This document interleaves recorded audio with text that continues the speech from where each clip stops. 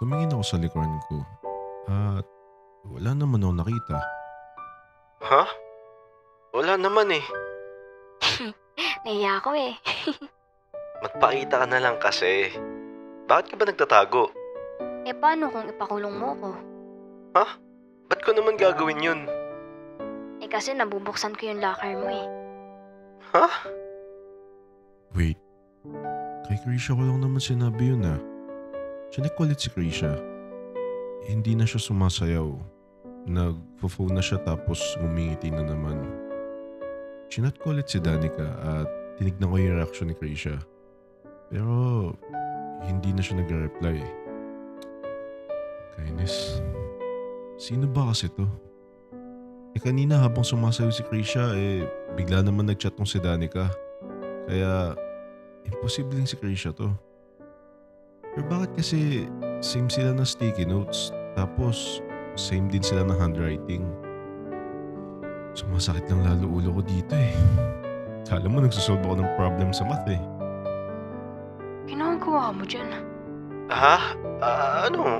Wala naman. Pinapanood mo ba ako? Hindi no. Sabi ni ikaw talaga tong stalker eh. Mga pinapanood. Ano naman nasabang pinapanood kita? Kakarating ko lang dito eh. Talaga? Pinakita niya sa akin yung video niya kanina na sumasayaw siya. Tapos hindi ko napansin na nakikita na pala ako sa likuran niya. Kitang-kita ko sa video niya na nagtatago. Sa sobrang labo ng mata ko, hindi ko na nakita. Kaya ang ending, ako yung nagmukhang stalker niya. Sarap i-upload no? Tapos itag kita.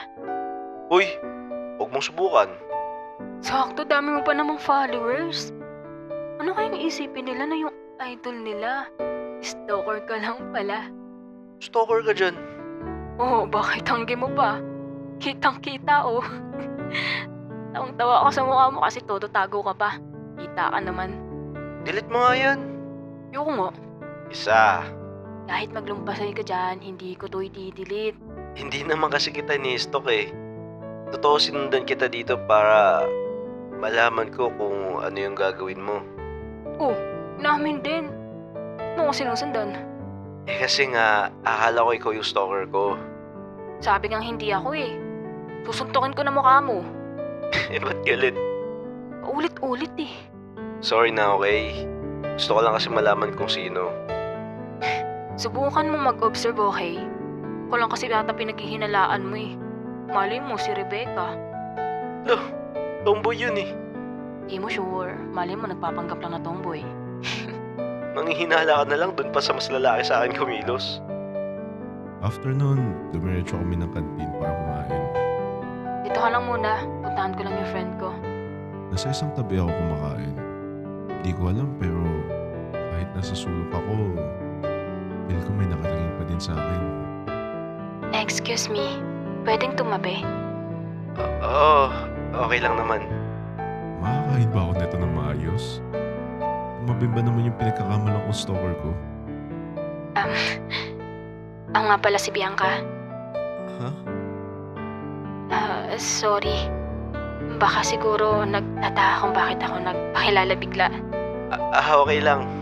Ako pala si JC. Sorry pala nakaraan na nasungitan kita. Hindi. Okay lang naman yun. Weirdohan lang kasi ako sa'yo nun kaya naging ganun reaction ko. Okay lang. Di naman big deal sa akin yun. Tsaka, akala ko kasi ikaw yung kakilala ko. Bakit? Sino ba yung kakilala mo? Friend ko lang na schoolmate din natin. Yung kaninang kasama mo, friend mo din ba yun? Si Krisha? Oo. Friend ko lang din yun. Kala ko girlfriend mo. Mukha ba? Oo, kala ko lang sa una. Hindi. Kaibigan ko lang yun. Ang awkward talaga. Di ako makatingin sa mata niya kasi ang ganda kasi talaga niya. Buti pa siya, nagagawa niya akong tignan sa mata. Ganun talaga siguro kapag pogi. Joke lang. Alam mo, you look familiar. Ako? Paano mo naman nasabi? Parang nakita na kita sa online. Di ko sure if sa TikTok yun. Baka iba yung nakita mo. Wait, check ko. Kinuha niya yung phone niya tapos may sinerch siya dun. Sabi na eh. Ikaw yung dumadaan sa FYP ko. Di ba ikaw to? Grabe, schoolmate lang pala kita. Oo. Ako nga yan. Ang galing mo ah. Alam mo bang tuwang-tuwa ako sa mga content mo? Kaya pala parang familiar yung ibang vids mo kasi dito lang pala sa school natin minsan gumagawa ka ng content. Like, yung sa hallway. Tapos sa bleachers. Ang lit ng mundo, no? Dito lang pala tayo pareho. Oo. Wala lang. Minsan kasi, pag ko lang mag-record dito. Ang swerte ng mga kaklase mo. Araw-araw nila nakikita yung influencer na kagaya mo. Napayuko na lang ako kasi grabe yung pagpupurihin niya sa akin. Parang biglang nag-iba yung ihip ng hangin nung nalaman niyang influencer ako. Alam mo, parang ang hirap paniwalaan na katabi lang kita ngayon. Like, usually nakikita lang kita sa screen. Ngayon, ayan ka na, kaharap ko. Pwede ba ako magpa-picture? Promise, mabilis lang. Para may proof ako na nakaupo ako talaga with JC. Ayun, kahit nahihiya, nagpapick pa din ako sa kanya. Yung itsura ko dun, parang napipilitan lang. Yung mga ngiti ko, ang awkward tignan. Isipin mo ba naman, crush mo magpapapicture sa'yo? Thank you. By the way, gusto mo yung libre na kita? Ay, hindi na. May inaantay lang ako.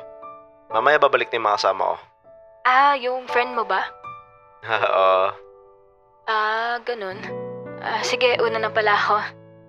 Bago pala siya umalis, tumunog yung phone ko.